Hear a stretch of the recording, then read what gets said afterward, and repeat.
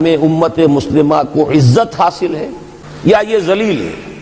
اسے غلبہ حاصل ہے یا مغلوب ہے؟ اسے کوئی دنیا میں وقار حاصل ہے یا یہ بالکل بے وقار ہو کر رہ گئی؟ یہ بات ہے جو ہمارے سمجھنے کی ہے آج کیوں ذلیل کہ کل تک نہ تھی پسند گستاخی فرشتہ ہماری جناب میں۔ اس وقت صورت یہ ہو چکی ہے، آپ کو معلوم ہے کہ ہر جگہ پر پسماندگی کا نشان مسلمان ہیں۔ ہمارے سارے وسائل، نتیجہ کیا نکلا کہ ہسپانیہ جو ہے پھر مسلم اسپین، خود ان کے کہنے کے مطابق، اب ظاہر بات ہے یہ محسن تھے، انہوں نے مدد کی تھی فتح کرنے میں، تو یہ پریولیجڈ لوگ رہے، وہاں مراعات یافتہ رہے، انہیں جو سہولتیں حاصل ہوئیں، انہیں جو مراعات حاصل ہوئیں، اسے یہ یہودی مانتے ہیں کہ ہمارے ڈائسپورا کا گولڈن پیریڈ مسلم اسپین ہے۔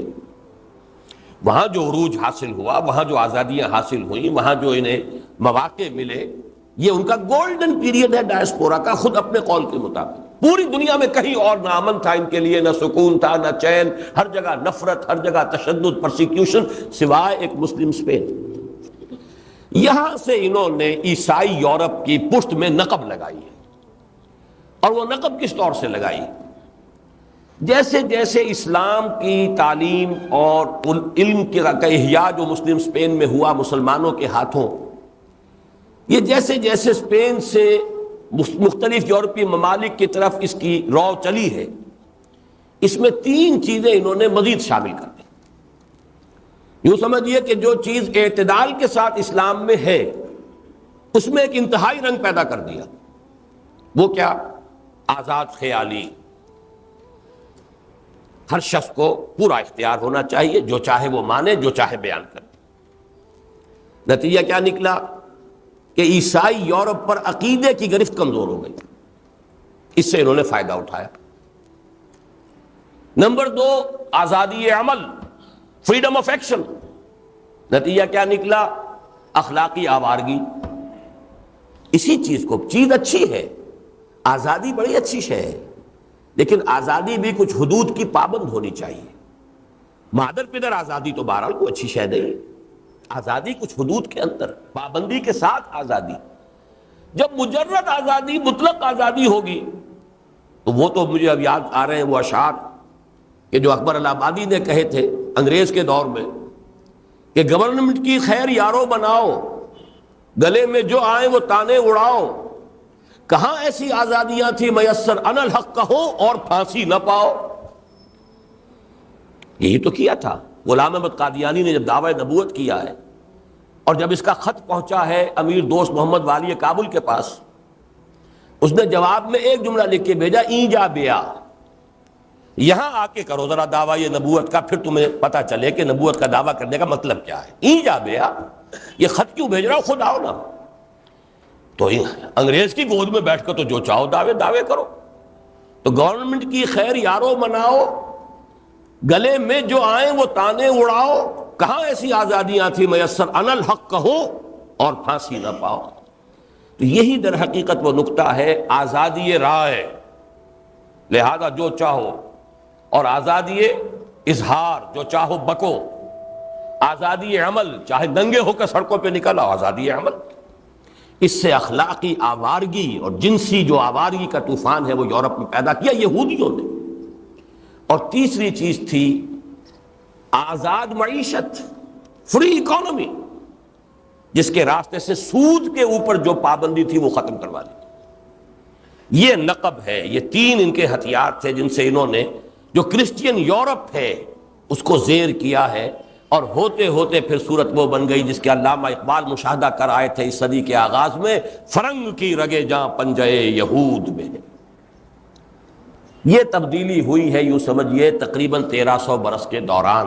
مذہبی سطح پر یہودی رہا پرسیکیوٹڈ، لیکن اندر ہی اندر ان تین ذرائع سے انہوں نے، اور خاص طور پر نوٹ کر لیجئے جو پروٹیسٹنٹ عیسائیت تھی، جو در حقیقت انہی تین چیزوں کا ایک نتیجہ تھی، عیسائیت میں جو نتیجہ ظاہر ہوا، آزادی خیال، آزادی عقیدہ، آزادی قول، آزادی عمل، یہ سب جو ہے اسی کے حوالے سے پروٹیسٹنٹزم جو ہے پیدا ہوا، تو یہ آلہ کار بنا ہے یہود کا۔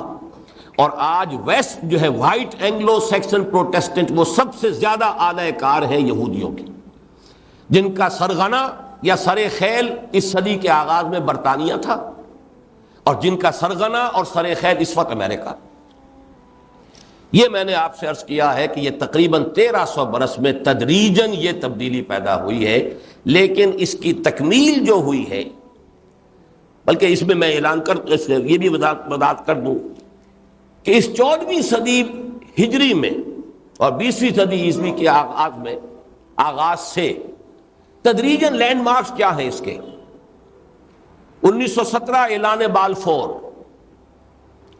یعنی سن 70 عیسوی کے بعد 1917 میں اعلان بالفور کے ذریعے سے جو برطانیہ کے ذریعے ہوا، انہیں حق دے دیا گیا they can settle in Palestine, اب آباد ہو سکتے ہیں۔ وہی عیسائی کہ جنہوں نے حضرت عمر کے سامنے یہ شرط رکھی تھی کہ انہیں یہاں آباد ہونے کا حق نہیں ملے گا، زیادہ سے زیادہ یہاں آنے کی اجازت ہو جائے گی، آباد ہونے کا نہیں۔ 1917 میں بالفور ڈیکلریشن کے ذریعے سے تسلیم کر لیا گیا they have a right to settle in Palestine۔ اب یہ گھسے اور اپنی دولت کے بل پر انہوں نے وہاں زمینیں خریدی، رقبے خریدے، غریب جو پہلے فلسطینی مسلمان تھے انہیں بے دخل کیا۔ وہ جو روایت ہے کہ اونٹ جو ہے جب داخل ہو جاتا ہے بدو کے خیمے میں تو پھر اونٹ اندر ہوتا ہے، بدو باہر ہوتا ہے، وہ حال ہوا فلسطینیوں کا۔ 1917 میں پہلی مرتبہ اس کا آغاز ہوا۔ 1948 میں اسرائیل کی ریاست وجود میں آ گئی، اور یہ آئی اب UNO کے ذریعے، وہ UNO کے جو تقریباً اعلی کار ہے امریکہ، اس لیے کہ ویسٹ کی قیادت اس عرصے میں تبدیل ہو چکی ہے برطانیہ سے امریکہ کو۔ 1967 میں اس اسرائیل نے اپنی حدود کی توسیع کی۔ 1973 میں جبکہ کم سے کم مصریوں نے اپنی 1967 کی شکست کا کلنک کا ٹیکہ دھو دیا تھا، بار لیو لائن کراس کر لی، پھر تاریخ انسانی میں اسے کہا گیا تھا ایئر برج قائم ہوا ہے۔ امریکہ سے اسلحہ لے لے کر ہوائی جہاز جس تعداد میں آئے ہیں فلسطین، یہ اسرائیل ان کی مدد کے لیے، وہ بالکل کہتے تھے جیسے کہ کوئی پل بن گیا ہو، یعنی اگر ایک 2 منٹ کے بعد ایک جہاز اڑ رہا ہے تو وہ تو گویا کہ اگر آپ دیکھیں گے تو فضا جو ہے وہ گویا کہ امریکہ سے لے کر اور اسرائیل تک وہ ایک پل بنا ہوا آپ کو نظر آئے گا، اسے ایئر برج کہا گیا تھا، اور اس کے ذریعے سے اتنی بڑی مقدار میں اسلحہ پہنچایا گیا، تب کہیں جان بچی تھی، ورنہ گولڈا مائر نے یہ لکھا ہے خود اپنی خود نوشت سوانح حیات میں کہ میں نے خودکشی کا فیصلہ کر لیا، that's the end of the game, ختم ہو گیا ہمارا کھیل، اسرائیل تو ختم، باہر لیو لائن کراس کر کے مصری آگے آ گئے، لیکن یہ کہ امریکہ نے اسے بچایا۔ یہ لینڈ مارکس ہیں اس صدی کے، یہ 4 سن ذہن میں رکھیے، 1917، 1948، 1967، پھر 1973۔ لیکن اس عمل کی اب جو آخری سٹیج ہے، تکمیل کب ہوئی ہے؟ عیسائیت کا اور یہودیت کا گٹھ جوڑ اب کیسے مکمل ہوا ہے؟ اب تک جو ہے سارا ان کا عمل دخل جو تھا، تسلط جو تھا، وہ صرف پروٹیسٹنٹس پر تھا۔ بڑی عیسائیت کیتھولک عیسائیت ہے، زیادہ بڑی تعداد جو ہے، 2.25 ارب اس وقت عیسائی دنیا میں ہے، جن میں 90 کروڑ کیتھولکس ہیں، گویا کہ آدھے سے زیادہ۔ کیتھولکس ابھی تک ان کے دشمن تھے، بلکہ ان کے عوام کے اندر اب بھی دشمنی پائی جاتی ہے، لیکن یہ کہ آخر کار انہوں نے جادو وہ جو سر چڑھ کر بولے، یہ حال ہی کے واقعات ہیں، یہ تو آپ لوگوں کے اپنے بھی یادداشت میں ہوں گے، کس طریقے سے انہوں نے رام کیا ہے کیتھولسزم کو۔ پہلے تو پوپ صاحب سے ایک ڈکری حاصل کر لی، ایک فرمان حاصل کر لیا کہ عیسیٰ کو سولی دینے کے یہودی مجرم نہیں ہیں۔ 1950 برس تک جو بات کہتے رہے، بہرحال یہ تو پوپ کو تو حق حاصل ہے، وہ تو امام معصوم ہے، جو چاہے کہہ دے، غلطی تو وہ کر ہی نہیں سکتا، لہذا اسے تو اختیار اس کا مطلق حاصل ہے، تاریخ بدل دی، بری ہو گئے یہودی حضرت عیسیٰ کو سولی دینے سے، تاریخ بدل دی۔ وقت کی کمی ہے ورنہ میں اصل میں نہیں رہا جا رہا، عرض کر دوں، میں نے 1962 میں، جبکہ مجھے کم سے کم 10 برس ہو گئے تھے، فلم دیکھنا میں نے بند کر دیا تھا، دیکھا کرتا اپنی نوجوانی میں، ابھی جمعیت سے فعال تعلق سے قبل سے۔ 10 برس بعد میں نے پہلی پکچر دیکھی ہے کراچی میں، دی کنگ آف کنگز، اور یہ حضرت عیسیٰ کی لائف پر تھی، اس لیے کہ مجھے بڑی دلچسپی ہو گئی تھی۔ جیسے جیسے درس قرآن کے ساتھ مناسبت ہوئی، پھر بائبل، خاص طور پر یہ جو گاسپلز ہیں چاروں، اور ان میں سے بھی سینٹ میتھیو کی گاسپل، اس سے مجھے ایک بڑی قلبی ایک یعنی انس کی کیفیت پیدا ہوئی. تو مجھے جب موقع ملا، کراچی میں تھا میں اس زمانے میں، 1962 کی بات ہے، تو کنگ آف کنگز پکچر آئی حضرت مسیح کی لائف، میں نے دیکھی. پھر یوں سمجھیے کہ اس کے کوئی، اب یہ ہوا ہوگا اس کے 10-15 سال بعد، امریکہ میں مجھے پھر خواہش پیدا ہوئی کہ میں وہ پکچر دیکھوں. تو وہاں چونکہ یہ چیزیں ویڈیوز میں مل جاتی، میں نے منگوائی ویڈیو، تو بالکل تبدیل شدہ وہ ساری اور انتہائی گھٹیا بات کر دی گئی کہ اب اس میں کوئی منطق بنتی ہی نہیں. اس لیے کہ جب آپ تاریخ کو بدلیں گے تو سارا سورا کبرا، یا تو پوری تاریخ نئے سرے سے لکھیے، ورنہ یہ کہ اچانک آپ تاریخ کے ایک واقعے کو کہ جو چلا آ رہا ہو لنکس کے ساتھ اس کو بدل دیں گے تو سارا کا سارا معاملہ ختم ہوتا ہے. بہرحال پہلا کام تو انہوں نے یہ کیا کہ پوپ سے اعلان برات کرا لی کہ یہ یہودی بحیثیت قوم مسیح کو سولی دینے کے مجرم نہیں. اس کے بعد آپ نے حال ہی میں سنا ہوگا ویٹیکان نے اب تسلیم کر لیا ہے اسرائیل کو ایک ریاست کے طور پر. یہ دوسرا قدم. اور ویٹیکان جو کہ ایک چھوٹی سی مذہبی ریاست ہے، اس کا سفارت خانہ اب قائم ہونے والا اور یروشلم میں قائم ہو. اور تیسری خبر میں نے اپنی بعض تقریروں میں پہلے بھی عرض کیا ہے کہ ابھی جو یہ چل رہی تھی مصالحت، جو رات کی خبر ہے کہ طے ہو گئی ہے بات اور اب دستخط ہونے والے ہیں PLO اور اسرائیل کے مابین قاہرہ میں، وہ جو آخری ابھی گفت و شنید ہوئی ہے، تقریباً بات طے ہو گئی ہے. جو بھی طے ہوئی اس کی تفاصیل بعد میں آئے گی. درمیان میں آپ کو معلوم ہے کہ مسجد الخلیل میں جو بھی میسیکر ہوا ہے ایک یہودی ڈاکٹر کے ہاتھوں، اس کی وجہ سے اس گفت و شنید میں تعطل پیدا ہو گیا تھا. دوبارہ اس گفتگو کو شروع کرانے کے لیے امریکہ کی طرف سے PLO پر دباؤ ڈلوانے کے لیے اسحاق رابین گیا کلنٹن سے ملنے کے لیے. وہاں سے واپسی پر درمیان میں سٹاپ اوور کیا ہے روم، اور پاپائے روم کی خدمت میں حاضری دے کر ملاقات فرما کر اور اسے دعوت دی ہے کہ آپ آئیے یروشلم وزٹ کیجئے، اسرائیل آئیے، اور دعوت قبول ہو گئی. مزید برآں اس نے کوئی شے پیش کی پاپائے روم کو یہ کہہ کر کہ یہ شے حاضر ہے، 3000 برس تک تو ہم نے اس کی حفاظت کی ہے، اب اس کی حفاظت آپ کو کرنی ہے. بس میں مس یہ کر گیا تھا BBC کے پروگرام میں اس روز کہ وہ شے کیا تھی، ابھی تک میں معلوم نہیں کر سکا کیا چیز دی ہے. 3000 سال تک تو ہم نے حفاظت کی ہے اس کی، اب اس کی حفاظت آپ کے ذمے ہے. یوں سمجھیے کہ یہ در حقیقت کلائمیکس ہے. اب پورا عالم عیسائیت اور یہودیت یہ بالکل یکجان دو قالب ہو چکے ہیں. گویا کہ یہ الفاظ بعضهم اولیاء بعض، آج جس طریقے سے یہ بات ایک حقیقت واقعی کا رنگ اور روپ جو ہے وہ اختیار کر کے دنیا میں سامنے آئی ہے، پچھلے 2000 برس تک یہ بات کبھی نہیں تھی، نزول قرآن کے وقت بھی نہیں تھی. گویا کہ یہ ایک پیشین گوئی تھی کہ جو آج پوری ہو رہی ہے کہ ہم نے انقلاب چرخ گرداں یوں بھی دیکھے. یہ صورتحال در حقیقت تبدیل ہوئی ہے تدریجاً اور آج اس نقطۂ رجوع کو پہنچی ہے. اور اسی کے حوالے سے ذہن میں رکھیے، وہ میں نے پہلے اپنی بات تقاریر میں تذکرہ کیا ہے کہ ایک حواری حضرت مسیح یوحنا، ان کے جو مکاشفات ہیں، جو نیو ٹیسٹمنٹ کی آخری کتاب ریویلیشن، اس میں ان کو کچھ مکاشفات ہیں. اللہ تعالیٰ نے کچھ انہیں چیزیں دکھائی ہیں کہ کیا کچھ حالات جو ہیں پیش آنے والے ہیں. تو ان میں جو ایک مکاشفہ ہے ان کا کہ قیامت کے قریب کے حالات و واقعات کے تذکرے میں ایک بہت خونخوار درندہ جس کے 7 سر ہیں اور 10 اس کے سینگ ہیں، بہت خونخوار، اور اس پر ایک عورت سوار ہے جو بدکاری کا مجسمہ ہے. بین ہی یہ شکل بن چکی ہے عالم عیسائیت، وہ خونخوار درندہ جس کے 7 سر ہیں. اب اللہ جانے یہ 7G7 ہے یا جو بھی ہو، ان کی تعبیر جو بھی کی جا سکتی ہے. اور پھر ان کے جو 10 ہارنز ہیں، 10 اس کے جو سینگ ہے، اس میں ممکن ہے کہ 10 ایٹمک پاورز وغیرہ، واللہ عالم یہ تو ہوگا، لیکن میں تو مکاشفے کا اس حوالے سے کہ سوار کون ہے، ایک عورت سوار ہے. وہ عورت ہے یہ اسرائیل کی ریاست، اور اس کو عورت جو دیکھا انہوں نے صحیح دیکھا. قرآن نے بھی یہی کہا ہے. قرآن کا یہ کہنا ہے مسلمانوں یہ کبھی تم سے کھلے میدان میں جنگ نہیں کر سکیں گے، بالکل عورتوں کی طرح فصیلوں کے پیچھے سے یا چھتوں کے اوپر سے جو اینٹیں برسایا کرتی تھی کبھی دیہات میں، اب بھی اگر کہیں معاملہ ہوتا ہوگا تو یہی ہوتا ہے.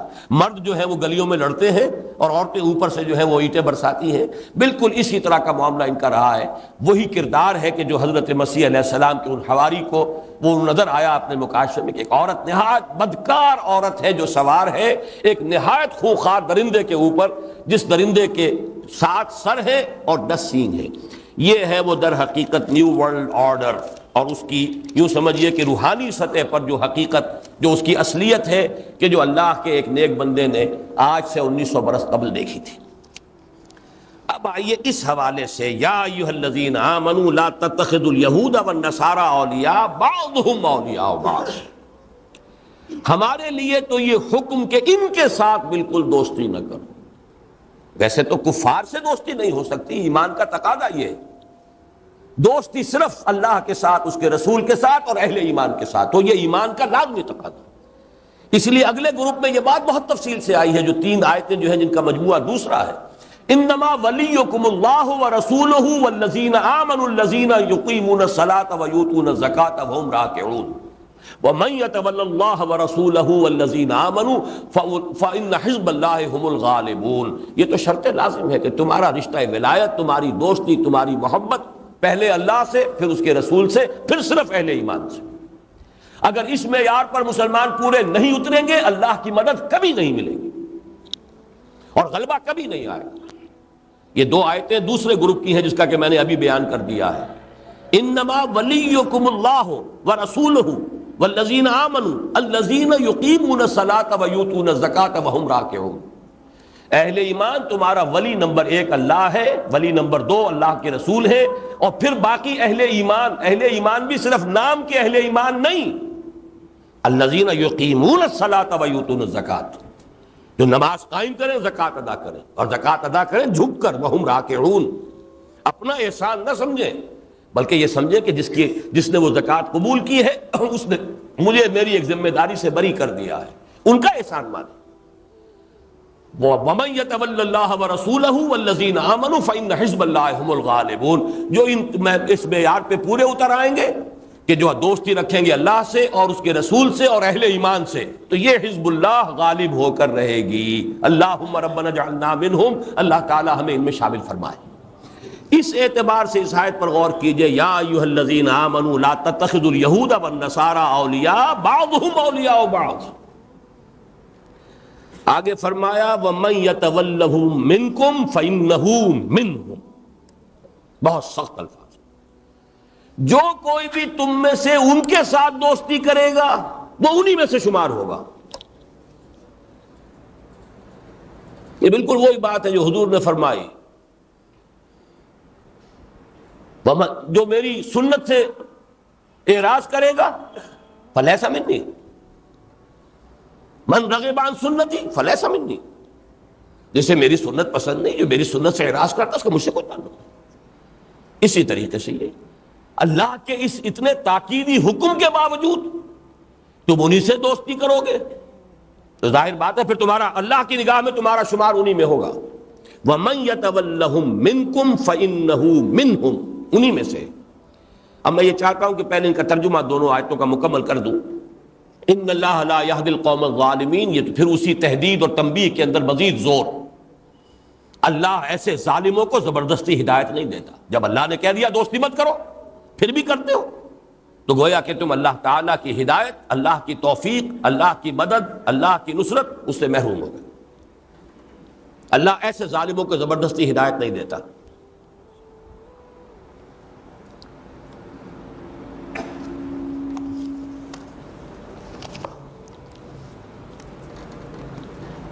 اس کے بعد فرمایا فَتَرَى الَّذِينَ فِي قُلُوبِهِم مَرَضٌ يُسَارِعُونَ فِيهِمْ، تو اب اس میں مخاطب حضور بھی ہے، حضور کے ساتھ بالواسطہ تمام اہل ایمان۔ فَتَرَى، تو تم دیکھو گے یا تم دیکھتے ہو ان کو فی قلوبہم مرض، ان کو جن کے دلوں میں روگ ہے، نفاق ہے۔ یہ لفظ قرآن مجید میں خاص طور پر نفاق کی ابتدائی سٹیجز کے لیے آتا ہے۔ فی قلوبہم مرض فزادہم اللہ مرضا، یعنی یوں سمجھیے جن کے دلوں میں ایمان نہیں ہے۔ فَتَرَى الَّذِينَ فِي قُلُوبِهِم مَرَضٌ يُسَارِعُونَ فِيهِمْ، وہ تو انہی میں گھسنے کی کوشش کرتے ہیں، انہی کے ساتھ دوستی، انہی کے ساتھ پینگے بڑھانا، انہی کے پاس جانا۔ جیسے ایک بڑی پیارے حدیث میں الفاظ آتے ہیں، لا ملجا منکا ولا ماوا الا الیک، اے اللہ تجھ سے بچ کر جانے کی جگہ کون سی ہے، تیری پکڑ، تیری سزا، تیرے عتاب سے بچ کر بھی جانے کی پناہ بھی تو تیرے ہی پاس ہے۔ لا ملجا من کا، ملجا کہتے کہیں جا کر آپ اپنے لیے پناہ تلاش کر دیں، ماوا، لا ملجا من کا، تجھ سے بھاگ کر جاؤں تو کہاں جاؤں، لا ملجا من کا ولا ماوا الا الیک۔ یہ حال ہے منافقوں کا کہ ان کے لیے ملجا اور ماوا وہی یہود، وہی نصارہ، وہی ان کا سارا مالیاتی نظام، یہی ہے کہ گھسے جا رہے ہیں اسی کے اندر۔ اب دیکھیے تعویل خاص کے اعتبار سے یہ مدینے کے منافقین تھے، تعویل عام کے اعتبار سے میں بعد میں عرض کروں گا کہ کون کون جو ہے اس حکم کے تحت آ رہے ہیں، اس کا اطلاق کس کس پر ہو رہا ہے۔ ابھی تو الفاظ نوٹ کر لیجئے، فَتَرَى الَّذِينَ فِي قُلُوبِهِم مَرَضٌ يُسَارِعُونَ فِيهِمْ، تو تم دیکھتے ہو ان لوگوں کو جن کے دلوں میں روگ ہے کہ وہ انہی کے اندر گھستے ہیں، کوشش کرتے ہیں، محنت کرتے ہیں، انہی کی دوستی، انہی کی حمایت، انہی کی سرپرستی حاصل کرنے کے لیے دن رات کوشاں۔ ایسے پیارے الفاظ ہیں، ایک لفظ میں ترجمہ ممکن نہیں، یسارعون فیہم، مسارعت، سرعت۔ اب یہ سرعت کا لفظ جلدی کے لیے بھی آتا ہے، طاقت کے لیے بھی آتا ہے، سرعہ، اس سرعت کے لیے پوری اپنی تندہی کے ساتھ، اور پھر مسارعت، یہ در حقیقت مقابلہ، ایک دوسرے سے آگے بڑھنے کی کوشش میں ہے کہ ہمیں سرپرستی حاصل ہو جائے، ایک دوسرے سے جو ہے اس میں آگے نکلنے کی کوشش کر رہے ہیں، مقابلہ کر رہے ہیں۔ یسارعون فیہم، انہی کے اندر پوری تندہی کے ساتھ انہی میں گھسنے کی کوشش کر رہے ہیں۔ یقولون نخشی ان تصیبنا دائرہ، کہتے یہ ہے کہ اندیشہ ہے کہ ہم پر کوئی مصیبت نہ آئے، کوئی گردش فلک نہ آ جائے، کیا کریں، آخر کوئی پناہ چاہیے، کوئی مدد چاہیے، کہیں نہ کہیں تو بچنے کے لیے صورت ہو، آخر بھارت اتنا بڑا دشمن ہے، کوئی تو ہمیں پشت پناہ چاہیے، کوئی تو مددگار چاہیے، کہیں سے تو ہمیں سپورٹ ملے گی۔ بین ہی وہ بات اس وقت مجھے یاد آ گئی جو میں عرض کر چکا ہوں اپنی ایک تقریر میں، یہ 1953 کا واقعہ ہے، اس وقت کے وزیر اعظم نے یہ الفاظ مجھ سے کہے تھے۔ ساری پالیسی ہماری اسی کے اوپر بیس کر کے چل رہی ہے آج تک۔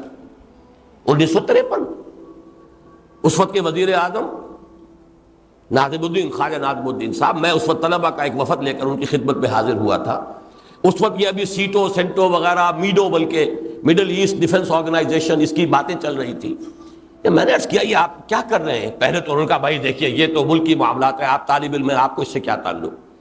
اس وقت وہ عجیب سے اللہ تعالیٰ کی طرف سے ہی کوئی ہمت بھی عطا ہو گئی، حالانکہ وہ وزیر اعظم تھے، گورنرز ہاؤس میں یہاں پہ ملاقات ہو رہی تھی۔ میں نے کہا جناب آپ تو ان معاہدوں کے اندر باندھ کر رخصت ہوں گے، اس ملک کو سنبھالنا تو بعد میں ہم نے، تو ہمیں نہیں بتائیں گے تو کیسے بات ٹھیک ہوگی؟ اچھا پوچھئے۔ پھر جب کہا تو سادہ ترین الفاظ میں، کیونکہ وہ بڑے سادہ مزاج ہے، دیکھیے پنڈت جی تو نہیں چاہتے نا کہ پاکستان رہے، اور ہمارے اندر تو طاقت نہیں ہے نا پنڈت جی کا مقابلہ کرنے کی، پنڈت جی، پنڈت نہرو، بھارت، تو ہمیں تو کوئی مدد چاہیے نا۔ 3 جملوں میں سارا سغرا کبرا ہے۔ لیکن ذرا نوٹ کیجئے یہ آیت کیسے منطبق ہو رہی ہے۔ فَتَرَى الَّذِينَ فِي قُلُوبِهِم مَرَضٌ، ہمیں نہ اللہ پر یقین تھا، نہ اس وقت تھا، نہ آج ہے، نہ ایمان کی دولت اس وقت نصیب تھی، نہ آج ہے، تو نظر تو وہی آئے گا، امریکہ بہادر یا کوئی اور جو بھی مغربی ہمیں سہارا مل سکتا ہو۔ یا تو اللہ پر یقین ہو تو وہ تو بالا ترین اقتدار ہے، اس کا اختیار اس کا ہے۔ إِن يَنصُرْكُمُ اللَّهُ فَلَا غَالِبَ لَكُمْ، اگر اللہ تمہاری مدد کرے تم پر کوئی غالب نہیں آ سکتا۔ وَإِن يَخْذُلْكُمْ فَمَنْ ذَا الَّذِي يَنصُرُكُم مِّن بَعْدِهِ، اگر وہی تمہارا ساتھ چھوڑ دے تو کون ہے جو تمہاری مدد کر سکے گا اس کے بعد؟ سیدھی سیدھی بات۔ تو یہ تو فَتَرَى الَّذِينَ فِي قُلُوبِهِم مَرَضٌ، جن کے دلوں میں روگ ہے، ایمان نہیں ہے، نہ اللہ پر ایمان، نہ اللہ کی مدد پر یقین، تو وہ کہاں جائیں آخر؟ 3 جملے ہیں، یہی ہے ہماری آج تک کی پوری فورن پالیسی، 3 جملوں کے اندر ہے۔ یہ زیادہ یوں کہیے کہ سادہ الفاظ ہیں، ننگے الفاظ ہیں، ڈپلومیسی کی شوگر کوٹنگ کے اندر نہیں ہے، باقی بات تو یہی۔ فَتَرَى الَّذِينَ فِي قُلُوبِهِم، اور یہ تو بڑی میں پرانی بات، 40 سال پرانی بات کر رہا ہوں، میں تو آج کے حوالے سے ذرا بات بعد میں کروں گا۔ تو تم دیکھو گے ان کو کہ جن کے دلوں میں روگ ہے کہ انہی میں گھستے چلے جائیں گے یا گھستے چلے جا رہے ہیں، اور کہتے کیا ہے، نقشہ ان تصیبنا دائرہ، ہمیں اندیشہ ہے کوئی بڑی مصیبت آ جائے، گردش فلک آ جائے، کوئی ہمارے اوپر مصیبت آ جائے، آخر ہمیں کوئی سہارا چاہیے۔ فعسى الله ان ياتي بالفتح او امر من عنده، تو ہو سکتا ہے اللہ فتح لے آئے اہل ایمان کے حق میں، یا کوئی اور اللہ اپنے پاس سے کوئی ایسی بات ظاہر کر دے، فیصبحوا علی ما اصروا فی انفسهم نادمین، کہ پھر انہیں جو کچھ وہ